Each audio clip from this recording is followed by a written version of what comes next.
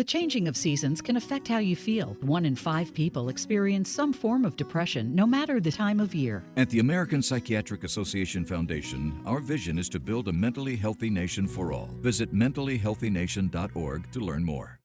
Hey y'all, and welcome to another episode of the Millennial Management Podcast.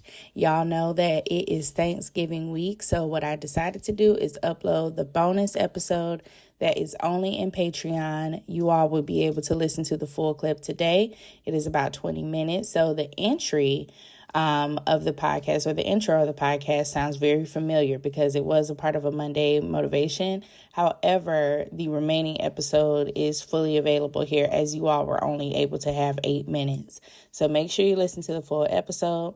I will see y'all on the internet. Y'all have a wonderful, wonderful Thanksgiving week, and I'll talk to y'all later. Bye.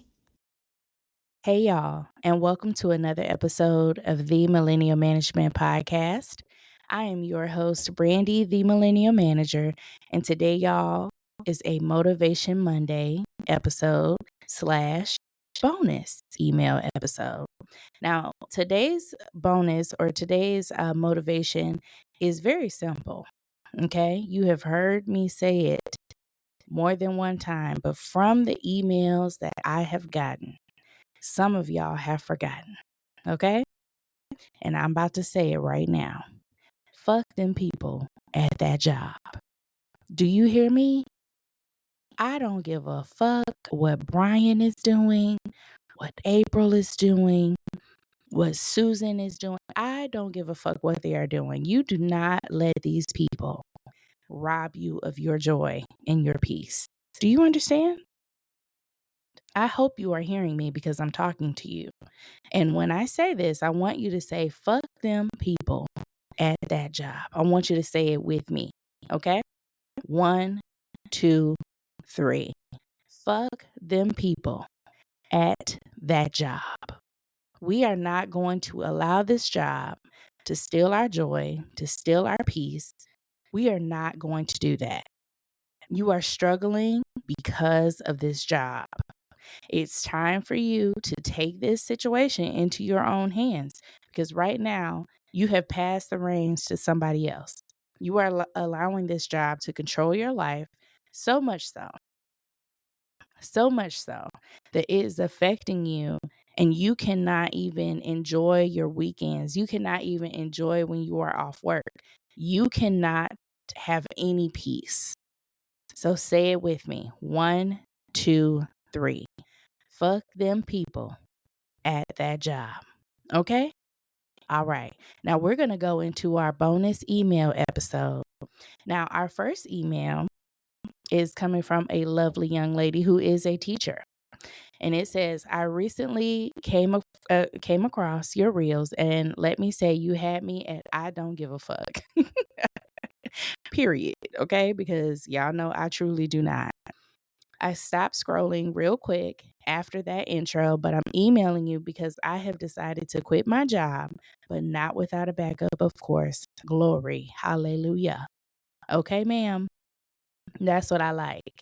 We don't quit our jobs without a backup. I don't give a fuck what they're doing. You do not quit without a backup. I'm a 6-year math teacher, but it's my first year at this charter school that I currently work at, and it is a unorganized mess. I apologize. Double work without any extra pay, unrealistic expectations, not leading by example, unclear lines of communication, an imaginary manager, unethical requests. And I just want to jump in where she says imaginary, or an imaginary manager. It says that she has a math coach who is from the pit of hell, who thinks that she is a supervisor. And this woman is texting her on Saturdays and Sundays when she is outside of work. Let me tell you something before we continue. If you have anyone from your place of employment texting you outside of the business hour, you need to put your phone on home mode or D&D, okay?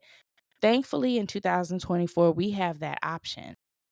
We can actually set contacts that we want to be able to come through. We want these phone calls to come through on the iPhone because that's what I have. You can set who you want to talk to when your phone is on D&D. You can have a work mode and that can have people from your company on it. But when you are at home, that is your personal time. Okay? So if she messages you one more time, sweet baby, okay? When you are not at work before you have quit this job, you need to tell her, I am unavailable. I will discuss this with you on Monday. Have a good weekend. Just like that. Have a boundary with that. Okay? Now, on to your question. Your question, because the email is about a resignation letter. It says, my question is, should I be honest with why I'm leaving or should I keep it cute? You need to keep it cute. You know why? Because they don't give a fuck anyway. Look at this work environment that you're describing to me in this email. You described it as an unorganized mess, unrealistic expectations. Your boss does not lead by example. You have an imaginary manager who has no idea what a work boundary is and decides to text you on the weekends. Unethical requests like this. Come on now, baby. Come on. That is a given. Do not give these people any of your energy because they're not going to do anything about it anyway. You go to them and tell them, yeah, I have all these problems. They're going to be like, okay. And who else would like this job? That's exactly what they're going to do. They're not going to fix anything. They're not going to correct any bad practices that are happening in the workplace. They're not going to do it. So what is the point? There is no point. You just want to get this kind of off your chest and you're hoping that they will take this constructive criticism and do something with it. But I assure you, dear heart, that you are not the first and you will not be the last. Do you hear me? Say yes. All right. On to our next email. This email says, good morning, and thank God that I ran into your page. I appreciate that so much. Thank you so much for watching and engaging. I have a question.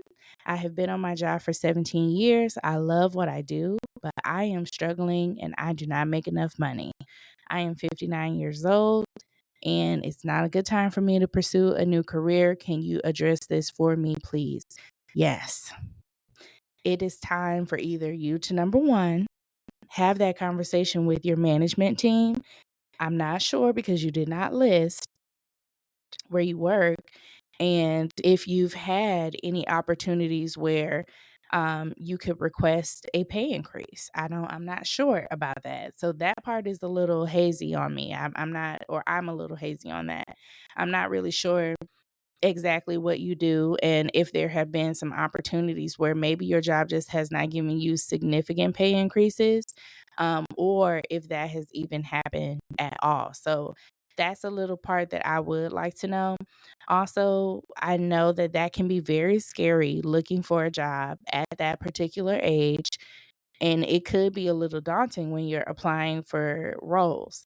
However, don't let that fear keep you in that spot because your employer is probably banking on that. They know that you're of a certain age and they feel like they don't have to give you this pay increase or more opportunity for growth because they think you're about to retire. So you need to hit them with the Uno reverse card. Okay? No, I'm going to apply for some jobs. If there is a financial concern, which you did say that you are not making enough money, I'm going to email you. Okay? All right. So I'm going to email you and let you know that this episode does include your email, but I am going to work on your resume for you for free to help you get out of this spot. Okay? So I just want to tell you guys that when you are in a situation that your back is kind of against the wall, do not allow your current employer to bully you to stay in the situation. I'm not sure if that's what this is, but it very well could be. Okay. So if you are in a situation where your back is up against the wall, you're worried about your age, you're worried about finances, that's a perfect scenario for a poor employer because they know that you are desperate. So they're going to give you peanuts. They're not going to give you anything more than that. They're going to drop a little bit in your bucket, and they know that you're not going anywhere because you're going to retire soon. But you cannot allow that fear to dictate how successful you're going to be and how much money you're going to bring in. And being that you are a certain age, that is a very real fear. So I just want to go back to that is a honest to God real fear, and it could stop you from obtaining a higher pay or even a new position in a different career field. But what we're not going to do is let that fear dictate to us what we're going to do right now. Okay? We are looking at the facts. The fact is that you do not make enough money and we need to get you some. So I am going to work on your resume and then we're going to get you out of this situation. All right, Patreon. So our next email is from someone and they have it titled Messy Manager. And she says that she didn't know if she could send me this, but absolutely. So it says, I have been employed with this company for a little over 2 years. All seemed well before my sister passed away in February. I am so sorry. I am very, very sorry. And my condolences to you and your family. I had been working for this employer or for the employer, and they had offered her leave time. It says, so I called out of work a few times in March. The changing of seasons can affect how you feel. 1 in 5 people experience some form of depression, no matter the time of year. At the American Psychiatric Association Foundation, our vision is to build a mentally healthy nation for all. Visit mentallyhealthynation.org to learn more. She called me in to tell me to be mindful of my points rising. In July, we merged with a new employer or with another employer, and this employer does not have a point system, and they offered more time. Throughout the email, she kind of goes over some of the time that she has requested off and how she sent a time request off to her manager, and her manager kind of missed the time request. So she just kind of lists the dates and times that she sent this message. So while they were having a conversation, her manager is badgering her about the time that she is taking off. And she's saying, look, I have only called out 4 times. I've been late 4 times since my sister has passed away and had 5 scheduled days off. And then it goes into my manager left early, came in late, and has had 15 days off. Do you think this is something that I should address with her supervisor? No, because you're only doing it because your supervisor says something to you about your days off and the fact that you have taken a lot of days. Now, I will say I do think that it's inappropriate for her to judge the amount of days that you have taken off. That's kind of rude, but it's not illegal and it's not against company policy for her to question the timing of you taking off. It's kind of in bad taste for people to say that, but it's not illegal and it doesn't break a company policy unless it states in your company's employee handbook. She should not be asking this. Now, when you're saying, should I address this with her supervisor, you're talking about the days that your manager has taken off and the fact that she leaves early and comes in late. And you want to address this with her supervisor knows. She knows, or he knows. They know what time you come in to work. They know what's getting done and what's not getting done. And she may have that approval from her boss, but she's your boss. So I would just be very careful with that. Okay. I know you're kind of going through a situation right now, but I don't think that is a wise decision for you to kind of put a target on your back and say, you know what? Actually, I'm going to go and talk to your boss about the days that you've taken off when her boss has to approve her time. So I want to hear from you a little bit more about the dynamic between you and your boss, because it seems like y'all have some type of issue, to be completely honest. Like the conversation kind of went left immediately when you walk into the office. She started questioning about why you're taking off so much time. Then she started asking you about the projects and whether or not they're going to be completed in enough time. And then it just kind of keeps going and spiraling from there. So there must be some type of issue between you and her. I definitely think that you should not be questioning how much time your boss is taking off, because her boss has to approve her time. And all that is going to do is put a little target on your back. So unfortunately, you are in a situation where there may be a bad management situation at play. However, okay, it's not a total loss. I do think that you need to start documenting like you've been doing, but document when you are making your requests. Also, document any times that you are late. I will also try to cut that down, because this lady is tracking you. So if she's asking you how much time that you like, whether or not you have actually gotten some projects completed, she knows how many times you have been late. She knows how many times that you have called out.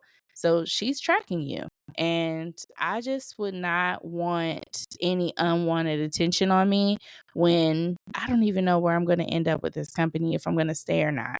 And you're already dealing with another situation. No need to add a PIP on top of it. So chill, okay? Chill out with the tardiness and try to cut down your call out days. I know it's going to be a hard thing for you to get over this. I definitely think, I don't know if you're seeing a therapist, but I always recommend seeing a therapist to help through grief and trauma, because that is a traumatic experience to lose a sibling. So I definitely think you should reach out to a therapist, reach out to a grief counselor, and try to work through these emotions so that it is not affecting your job.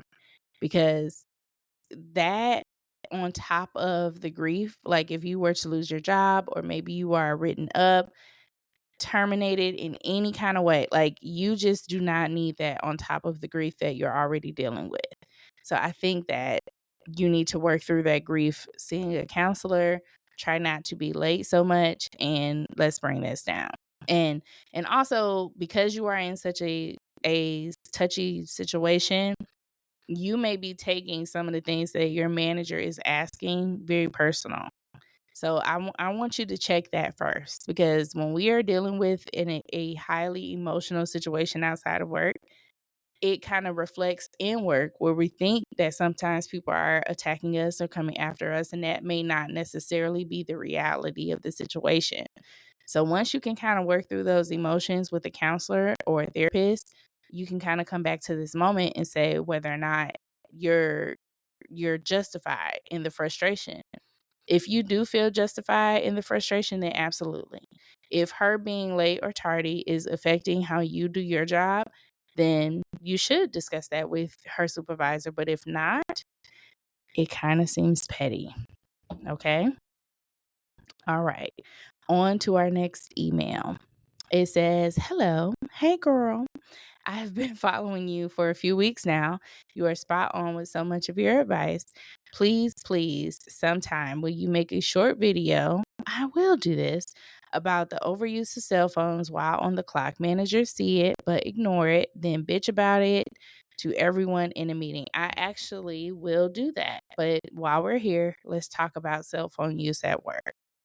If you work in a work environment where it's frowned upon for you to have your phone constantly with you, then you need to put it away. Period. If there is an emergency, people should have your job's phone number. Your kid's school should have your phone number at your job.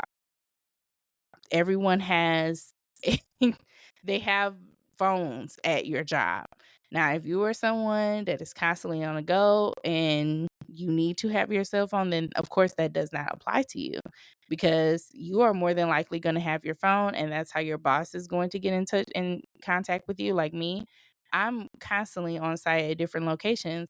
So I have to have my cell phone, and it's not frowned upon for me to have it out or to do my work. However, if I was in another setting where I was maybe checking patients in, it's probably not appropriate to constantly have my cell phone out or to be on social media while I'm at work. Okay. So if you are someone that you work in a location that has a policy about phones, please do not be mad when they say something to you about it.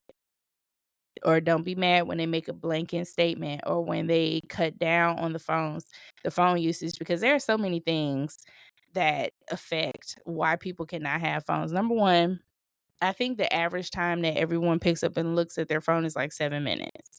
That is very distracting when you're trying to do work.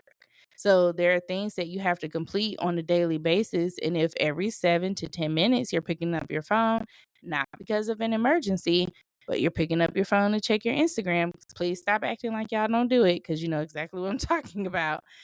If it is affecting how you get your work done because you're on TikTok or maybe you're on Facebook or whatever, you need to know that that is inappropriate. Okay. So that is all I have to say about that. I actually will make a video about that. I really appreciate this email. And that is going to be it for our bonus episode for today. For our listeners, if you made it to this point, that means that you are in Patreon. And I just want to say thank you so much. Thank you so much for paying the $6 for the content. I really appreciate it, and y'all supporting this podcast. Like I said in the beginning, or I don't know if I announced it, but we do have a interview this week. It is going to be with a very prominent HR director, and I'm going to be announcing her name on Instagram. So make sure that you are staying tuned to that so that you can see who that creator is. If you have a specific question that you would like to ask regarding HR matters or HR concerns, you are able to send that to me in the DMs or on a post inside of our Patreon. If you want to send it in an email, that's totally fine as well. But that is going to be it for today. I really, really appreciate y'all so much. And I'll see y'all on the internet. Okay. Thank you so much. And y'all have a wonderful, wonderful day. Bye-bye. The changing of seasons can affect how you feel. 1 in 5 people experience some form of depression, no matter the time of year. At the American Psychiatric Association Foundation, our vision is to build a mentally healthy nation for all. Visit mentallyhealthynation.org to learn more.